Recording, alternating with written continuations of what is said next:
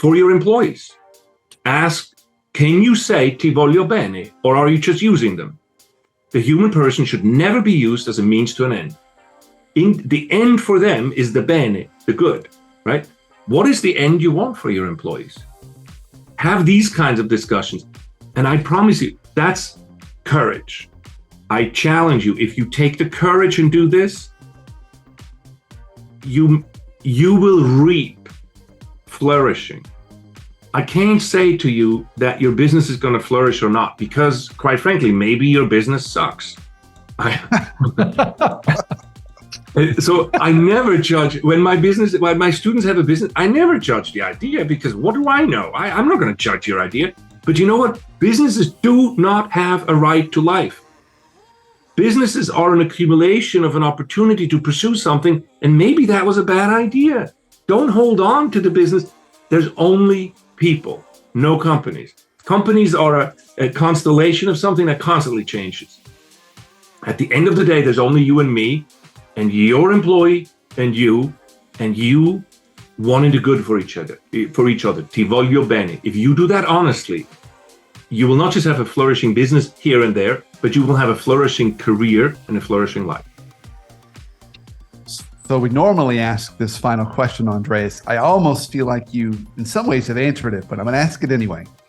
What's one practical tip you have for listeners who are listening to this today, something they can start doing if they're in a leadership role that would help them be more effective as leaders with their teams and their customers starting tomorrow? What's the starting place? Yeah, I thought about this. There's a million things. And the Ti voglio bene, maybe there is a way you introduce new vocabulary. Mm-hmm. You say, and you see, as a leader, you're representing and paying for the sins of every other leader and manager they've ever had. So don't think it's you're representing. This is like, as a Catholic, if I go to somebody and I say, oh, I'm Catholic, you know what I'm paying for? For 2,000 years of Catholic history and every mistake any Catholic has ever done. That's what you're doing as a leader. So you pay for Bernie Madoff, you pay for the young woman there with Theranos and so on, that whole suspicion, and everybody who's ever cheated them or been mean to them as a manager. So what I'd like you to do is to go in and start to work to change that image. And that is up to you to build that trust. So start to ask them, how can I help you flourish? You could say in a more concrete way, what can I do to make your job easier to do or make your job more effective? Start to ask what you can do rather than them, right?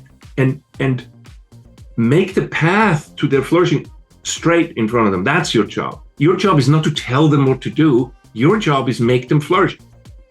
Try to write a list of every one of your direct reports and write down what their talents are. God-given talents. If you can't do this, go talk to them and talk to everybody around them of what are your talents. And again, I can up you one, which is what I'm developing with my students. Give me their non-talents.